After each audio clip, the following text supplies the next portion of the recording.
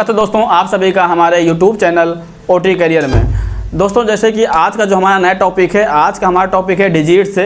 Disease क्या है, जितने भी हमारे रेस्पिरेटरी से संबंधित डिजीज़ हैं, आज उनके बारे में हम थोड़ा जानेंगे कि रेस्पिरेटरी सिस्टम से संबंधित कौन कौन सी डिजीज़ हो सकती हैं और उनके बारे में कैसा ट्रीटमेंट उनका होता है और उसमें क्या दिक्कत होती है।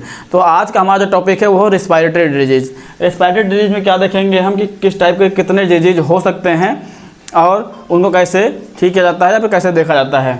सबसे पहले हम बात करते हैं जो सबसे कॉमन है, वो सबसे कॉमन कौन सा है। सबसे कॉमन हमारा क्या है, कफ। कफ क्या है, अधिकतर कभी भी हो सकता है, किसी को होता है। कफ क्या है, एक तरीके से इंडिकेशन है किसी दूसरी बीमारी के लिए, एक इंडिकेशन है कि आपको कोई दिक्कत होने वाली है। इसमें क्या होता है कि आपका जब आपके गले में कोई इन्फेक्शन हो जाता है या किसी वजह से या लंग्स में इन्फेक्शन हो जाता है तो उसमें क्या होता है, कफिंग होने लगती है या फिर बहुत ज़्यादा खांसी आने लगती है। तो उसमें क्या हो जाता है, हमारा क्या कहता है, कफ कहलाता है। ठीक है, जो कि बहुत ही कॉमन है। ये किसी दूसरी डिजीज़ के लिए क्या है, इंडिकेशन है एक तरीके से। ठीक है, दूसरा हम सबसे देखते हैं क्या होता है, हेपेटाइटिस। ठीक है, हेपेटाइटिस क्या है, जब हमारा क्या होता है, खांसी आ रही, खांसी के साथ में बलगम आ रहा है और बलगम के साथ में ही खून आना। ठीक है, तो सबसे पहले हम देखते हैं जब बलगम के साथ में खून आता है, खून आना।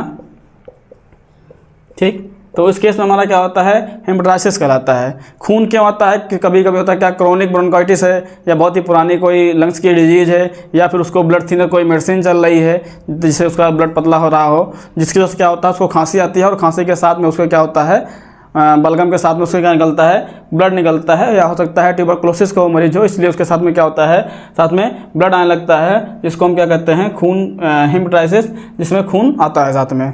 ठीक है, तो ये दूसरा हो गया हमारा। तीसरा जो सबसे कॉमन है वो हमारा क्या है, अस्थमा। अस्थमा में क्या होता है, सांस लेने में तकलीफ होती है और साथ ही में क्या होता है, घुटन महसूस करता है पेशेंट। ठीक है, ये क्यों होता है, ये अस्थमा आपने देखा होगा कभी कभी ज़्यादा धूम्रपान करने से किसी दिक्कत होती है। ज़्यादा धूम्रपान कोई कर रहा है तब भी उसको दिक्कत हो जाती है। उसमें क्या होता है, हमारी जो रेस्पिरेटरी होती है वो क्या होती है, नैरो हो जाती है।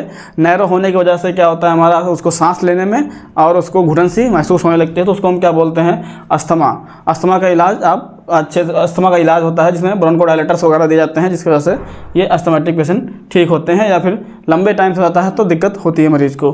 ठीक है, फिर दूसरा क्या हमारा, ब्रोंकियल अस्थमा। जैसे ये हमारा अस्थमा है, दूसरा हमारा क्या है, ब्रोंकियल अस्थमा है। ब्रोंकियल क्या है, हमारा जो लंग्स होता है, लंग्स के चारों तरफ ब्रोंकियल्स पाए जाते हैं और ब्रोंकियल्स में ही ब्रोनियल्स होते हैं जो मदद करते हैं आपको सांस लेने में या फिर एयर को पकड़ने और छोड़ने में।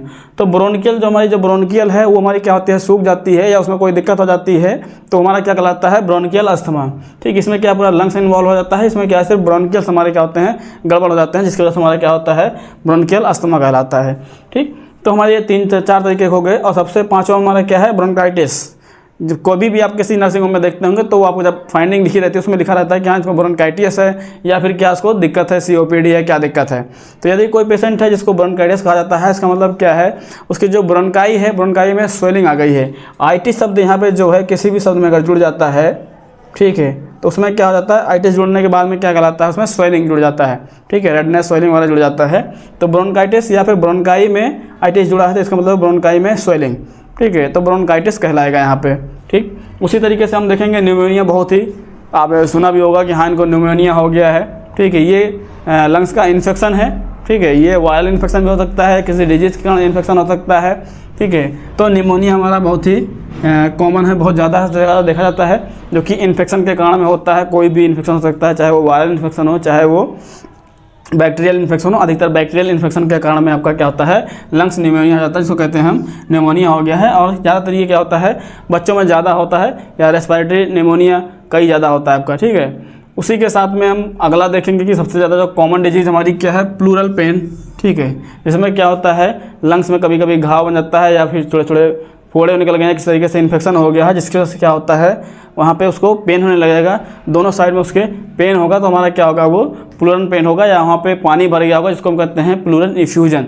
ठीक है, प्लूरल इफ्यूजन बोलेंगे, जिसमें क्या होता है, ज़्यादा पेन होने लगता है। तो ये बहुत ही कॉमन डिजीज़ है और ज़्यादा देखी जाती है। तो क्या हमारा प्लूरल पेन।